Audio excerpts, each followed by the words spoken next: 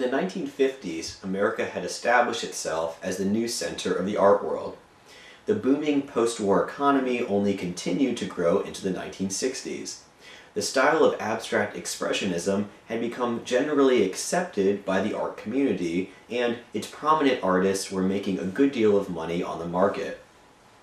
Many young painters were studying to become abstract expressionists, but very few of them found the success of their predecessors. For these new artists to be noticed, they needed to distinguish themselves from the older generation. As we've learned from the course of modernism, once a particular artistic movement no longer seems sustainable, it is often the reaction of the next generation to try something different, if not completely contrary to what had come before. Jasper Johns was one of the young artists standing in the shadows of abstract expressionism. His work served as a bridge between the arts of the 1950s and the 1960s. This painting, entitled Numbers and Color, shares aesthetic similarities with the action paintings of Willem de Kooning. The thick, drippy marks of oil paint document the energy of the artist's attack on the canvas. The built-up, three-dimensional layers of paint also reinforce the status of the canvas as an object. However, the subject matter is very different than that of the abstract expressionists. Not only is Johns painting unmistakable representations of numbers, but they appear to be painted from stencils. Even de Kooning, with his abstract representations of women, would never have dreamed of imposing such grid-like order onto the structure of his paintings. Johns's numbers painting is effectually poking fun at the state of the contemporary art world, where representational painting had become such a taboo. The iconic subject matter of Johns's paintings was intended to be something that even lay people outside of the fine arts community could understand. His images of targets and American flags do not require a PhD in modernist theory to understand their content. If nothing, they seem to embrace the banality of everyday life. Although Johns's work had an edge of humor, it embodied the very real frustration of not knowing how to move on from abstract expressionism. Pollock seemed to have taken the tradition of modernist painting to its logical conclusion, and the influential critics and curators who supported his work showed little tolerance for the work of artists that fell outside of this narrow limitation of their theory. You can imagine how it must have felt for these young artists who moved to New York City to become the next stars of abstract expressionism, only to find that next to giants like Pollock, de Kooning, and Rothko, there was little or no room for them to grow.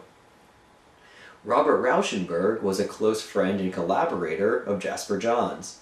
Like Johns, Rauschenberg felt stifled by the insistent formalism that surrounded the expectations of abstract expressionist work. Rauschenberg was a former student of the Black Mountain College, where he studied directly under key abstract expressionist artists. He also took full advantage of the school's interdisciplinary approach to learning, collaborating with the avant-garde choreographer Merce Cunningham, as well as the composer John Cage. His series of combines, like this one pictured entitled Monogram, served as an obvious nod to the aesthetic of absurdity that was set forth by the art of the Dada. His combines reference Duchamp's ready-mades and how they change the function of everyday objects by presenting them within the white cube of a gallery. In fact, when Rauschenberg and Johns began making their early work, it was referred to as Neo-Dada, for lack of a better comparison. This combine, entitled Bed, seems to wholly embrace Dada irreverence. The piece consists of an actual bed, mattress, pillow, quilt, and all, covered in a slathering of oil paint. Rauschenberg's application of paint clearly resembles the aesthetic of action painting. The sheets pulled around the mattress also reference canvas stretched over a frame. Like Pollock's canvases, the bed is also something that starts on the floor and is then displayed on the wall. By the early 1960s, pop art had become a full-fledged artistic movement. America in the 1960s was becoming a culture more and more driven by consumerism. Television and movies had created a glamorous celebrity class that was paid to hawk everything from automobiles to fast food to hair products. The big bucks being made in the art world was a further testament to the strength of our economy and the veracity of our consumer culture. Many of the young artists who had moved to New York City hoping to cash in on the abstract expressionist aesthetic were forced to find work as commercial artists and designers to pay the bills. These artists were bombarded by images from popular culture in both their professional and domestic lives. For them, turning to pop culture for artistic influence seemed only logical. The style of pop art found its roots simultaneously in both New York City and in London. The Tootsie Pop in this early collage by the British artist Richard Hamilton served as the influence for the name pop art. There is naturally a connection between the medium of collage and the work of Dada artists like Hannah Hoch and Raoul Hausmann.